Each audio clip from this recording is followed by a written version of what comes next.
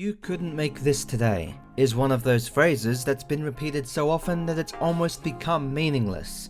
People say it about old sitcoms, cartoons, movies, sometimes about things that would probably be perfectly fine if they were re-released tomorrow. Most of the time it's less of an observation and more of a nostalgic exaggeration, but then there's the original Scary Movie trilogy. Recently, I decided to go back and rewatch the original trilogy, and what surprised me wasn't how offensive the movies were, it was how well they still held up. Revisiting them today feels less like watching old comedies and more like discovering a time capsule from a completely different era.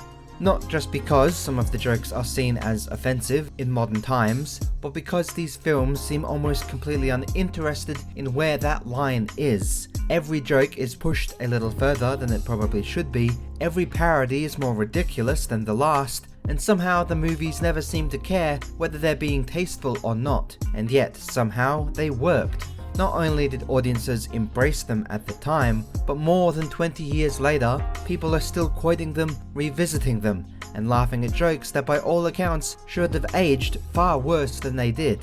Which is what makes the original Scary Movie trilogy so fascinating. The older these films get, the harder they become to believe actually exist. So in this video, I'll be taking a look at the first 3 films, the ones most people consider to be the best, and breaking down each one in its own chapter to explore why they remain such bizarre comedy time capsules all these years later.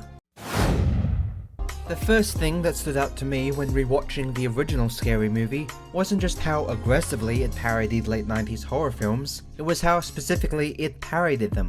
This wasn't a movie making fun of horror in general, it was making fun of a very particular moment in horror movie history. By the time Scary Movie released in 2000, films like Scream, I Know What You Did Last Summer, Blair Witch Project, Urban Legend, and a dozen other teen slashers had completely dominated the genre. Audiences knew the rules, they knew the archetypes, they knew exactly how these movies were supposed to work. And because everyone going in was already familiar with the formula, Scary Movie was able to spend almost its entire runtime tearing that formula apart. The opening scene alone tells you everything you need to know. Instead of recreating Scream with any sense of tension, the movie turns it immediately into complete nonsense, setting the tone for a film that seems determined to undermine every horror cliche it could find. What surprised me most, though, was how unpredictable the comedy still feels. Modern parody films often have a problem where you can see every joke coming from a mile away. They introduce a setup, telegraph the punchline, and then deliver exactly what you expected. Scary Movie constantly refuses to do that. It establishes familiar horror scenarios only to send them in directions that make absolutely no sense. A character gets stabbed, and instead of a normal reaction, the movie reveals something completely ridiculous. Conversations suddenly derail into unrelated jokes, scenes that seem like they're building towards one punchline abruptly abandon it for another. Even when the jokes don't land for that particular person, there is still a chaotic energy to the film that makes it feel like anything could happen next. Watching it again, I found myself laughing less because I remembered specific punchlines, and more because the movie genuinely kept catching me off guard. That unpredictability is why so many of the film's biggest moments remain memorable all these years later. The "What's up?" phone sequence is a perfect example. On paper, it's like little more than the movie is referencing a popular advertisement from the era, but the way it escalates it turns it into one of the most recognizable scenes in the entire franchise. The same can be said for countless other moments throughout the film. They're often stupid, juvenile, and completely disconnected from reality, but are delivered with such commitment that they've become difficult to forget. The movie understands that parody isn't just about recognizing references, it's about taking those references somewhere you don't expect. And because Scary Movie is willing to push every joke far beyond the point where most films would stop, the comedy develops an identity of its own rather than simply becoming a collection of horror references. Looking back now, I think that's why the original film still holds up better than most people ever expect.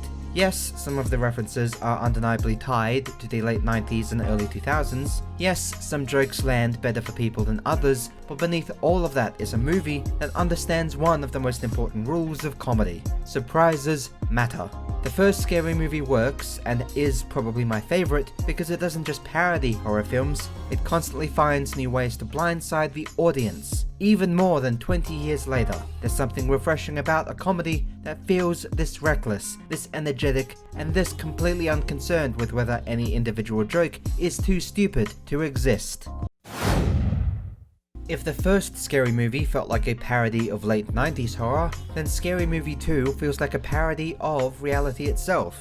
The original still had a relatively recognizable structure underneath all the chaos. You could follow the plot, understand the mystery, and see where the various horror influences were coming from. The sequel, on the other hand, seems to take one look at those limitations and immediately throw them out the window.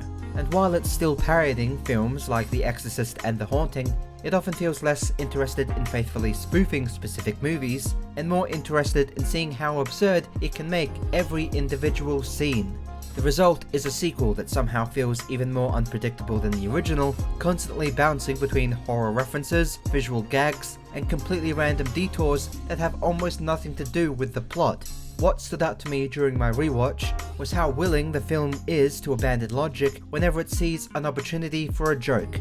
A normal comedy usually builds towards a punchline. Scary Movie 2 often feels like it's building towards 3 or 4 punchlines at the same time before choosing the dumbest possible option. The possessed girl sequence immediately establishes this kind of approach. What begins as a clear parody of The Exorcist quickly escalates into complete nonsense as the film continuously raises the absurdity level beyond anything the original source material would ever dare to attempt. And that's really the defining trait of the entire movie. Every scene feels like it's asking itself how much further it can push an already ridiculous premise. Some of the film's most memorable moments come from exactly this mindset. The fight with the cat puppet is a perfect example. What starts as a simple encounter somehow transforms into an extended battle against a bizarre, fake-looking animal that feels less like an actual cat and more like a television puppet that accidentally wandered onto the set. Then there's Shorty Meeks literally getting smoked by a living marijuana plant. A joke so ridiculous that it sounds made up even when I'm trying to describe it to you, the viewer. These moments have almost nothing to do with the plot itself, but that's precisely why they stood out. You never knew when the movie was about to abandon whatever story it's telling in favor of an idea that sounds like it was conceived 5 minutes before filming began. The randomness isn't a side effect of the comedy, it is the comedy. What's interesting though is that beneath all the insanity, there's still a surprisingly effective parody framework holding everything together.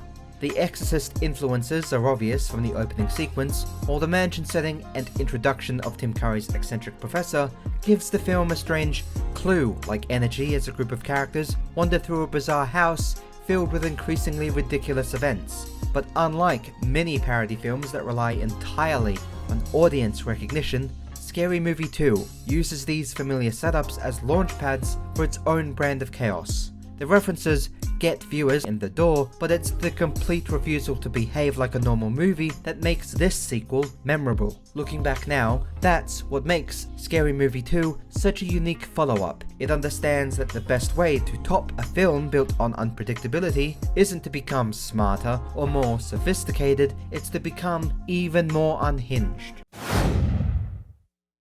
Out of the original trilogy, Scary Movie 3 is probably my least favourite. Not because it's bad, and certainly not because it lacks funny moments, but because it feels noticeably different from the first 2 films. By this point, the Wayans brothers had moved on from the series, and while the franchise still retained much of its absurdist humour, the overall energy had definitely changed. The first 2 movies felt chaotic in a way that was almost impossible to predict.